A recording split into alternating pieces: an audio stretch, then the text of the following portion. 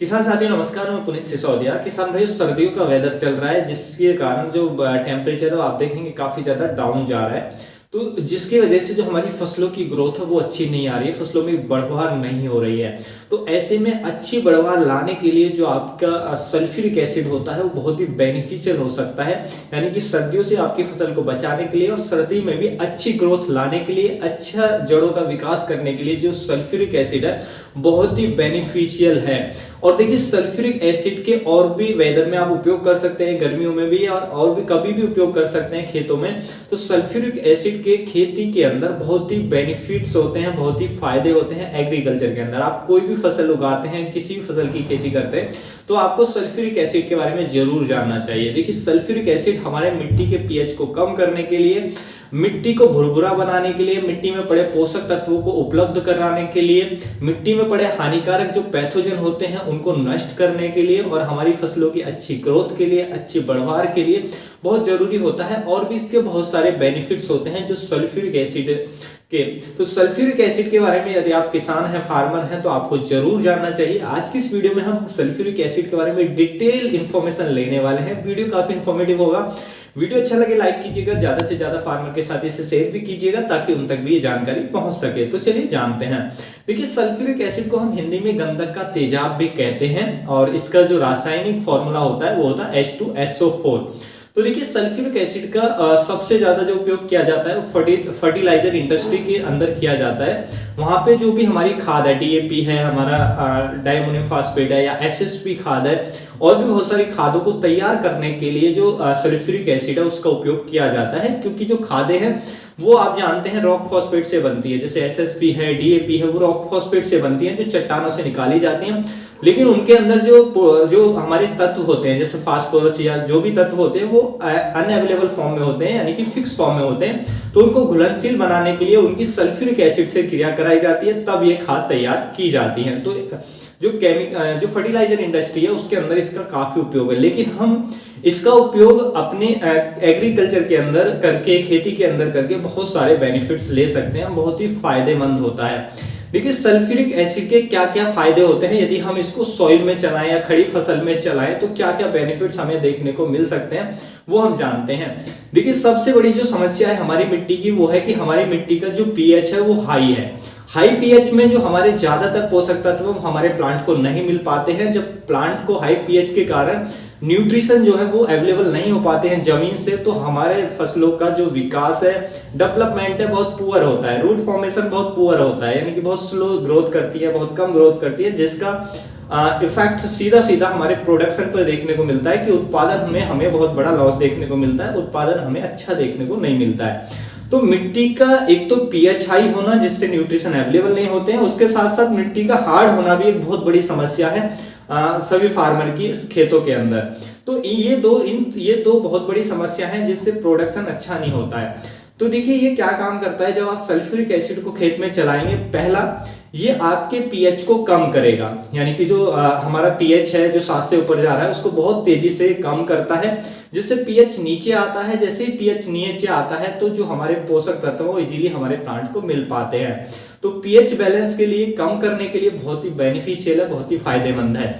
उसके साथ साथ जो भी पोषक तत्व हमारे मिट्टी के अंदर पड़े हैं, चाहे फास्फोरस है, पोटेशियम है, आयरन है, बहुत सारे तत्व ऐसे होते हैं जो फिक्स फॉर्म में चले जाते हैं और उनमें सबसे ज्यादा होता है फास्फोरस। क्योंकि जैसा मैंने बताया, आपने पिछला वीडियो मेरा देखा होगा तो उसमें मैंने बताया कि जो फास्फोरस होता है वो हाईली रिएक्टिव होता है, जिसकी वजह से वो फिक्स फॉर्म में जाता है। तो इनके फिक्सेशन के कारण ये जो सॉइल है वो हार्ड होती है। लेकिन जैसे ही हम सल्फ्यूरिक एसिड खेत में चलाते हैं तो ये बहुत तेजी से जो भी पोषक तत्व है, फास्फोरस है, जो भी उनको एकदम सोल्यूबल बना देता है, यानी कि घुलनशील अवस्था में ले आता है, जिससे हमारी मिट्टी, आप देखेंगे कि आपकी मिट्टी भुरभुरी होगी और जो भी पोषक तत्व वो घुलनशील अवस्था में आ जाएंगे, जिससे वो आपके पौधे को, प्लांट्स की रूट उनको इजीली एब्जॉर्ब कर पाएंगी, जिससे पौधे का डेवलपमेंट, आपकी प्लांट्स की रूट्स का डेवलपमेंट आपको अच्छा देखने को मिलेगा। उसके साथ साथ जब ये सभी को पोषक तत्वों को सॉल्युबल बना देता है तो हमारी मिट्टी जो है वो भुरभुरी होती है।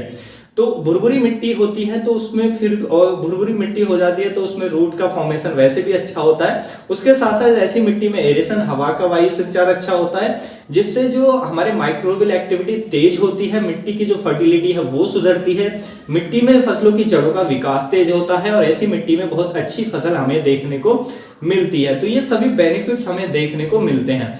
उसके साथ साथ जब सल्फ्यूरिक एसिड को आप जमीन में चलाते हैं तो ये जो भी हमारी सॉइल के अंदर हानिकारक पैथोजन होते हैं, जिनकी वजह से जो रोग हमें देखने को मिलते हैं, डिजीज की समस्या हमें देखने को मिलती है, तो उन हानिकारक पैथोजन को ये नष्ट कर देता है। यानी कि सॉइल में जो भी हानिकारक पैथोजन है उनको भी ये नष्ट करने का काम करता है। तो मिट्टी के लिए बहुत ही अच्छा रहता है यदि हम एक निश्चित मात्रा में, जो मैं आपको क्वांटिटी बताऊंगा उस मात्रा में आप इसको चलाते हैं तो इसके आपको बेनिफिट्स ही बेनिफिट्स देखने को मिलते हैं। मिट्टी का पीएच कम होगा, मिट्टी की जो फर्टिलिटी है वो इंप्रूव होगी, मिट्टी की हार्डनेस कम होगी, मिट्टी भुरभुरी बनेगी, उसमें एरेशन अच्छा होगा, मिट्टी के अंदर जिससे रूट फॉर्मेशन अच्छा होगा, मिट्टी में जो भी हानिकारक पैथोजन है वो नष्ट हो जाएंगे, जिससे हमें कोई भी डिजीज जो जैसे रूट रॉट की समस्या ये भी बहुत कम देखने को मिलेगी, यानी कि सॉइल बॉर्न डिजीज हमें नहीं देखने को मिलेंगे।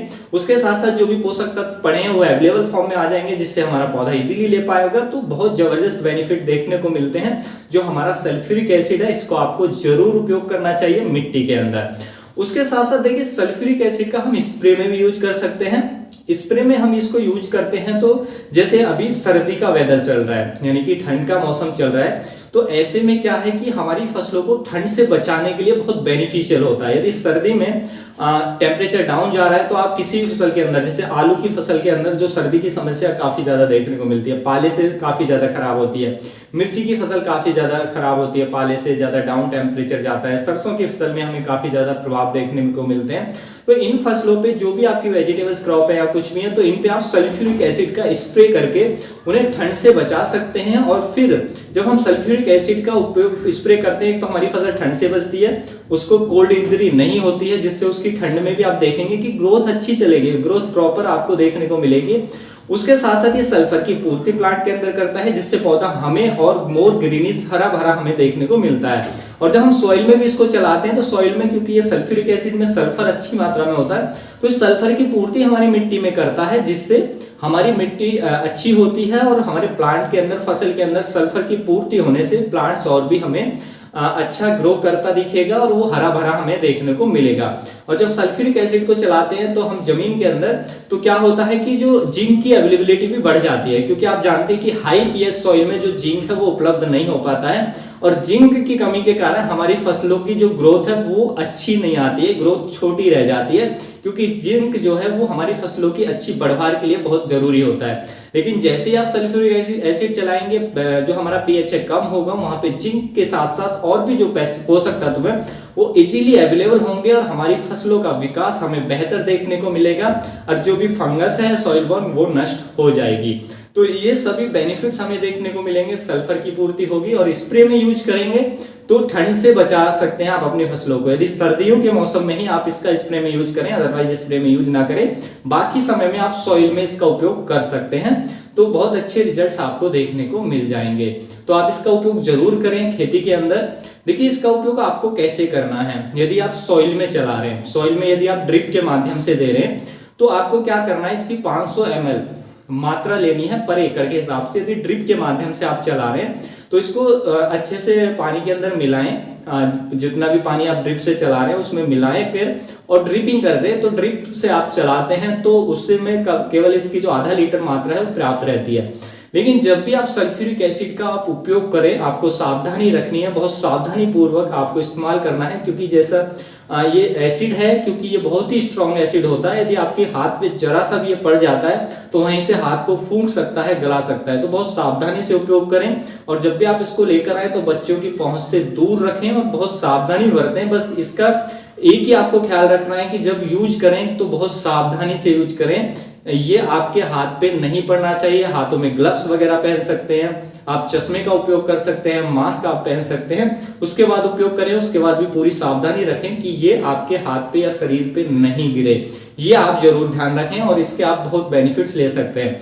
तो ड्रिप के माध्यम से आधा लीटर पर एकड़ के हिसाब से चला सकते हैं, और यदि आप पानी के फ्लूइड इरिगेशन कर रहे हैं तो उसमें 1 लीटर तक ये चला सकते हैं।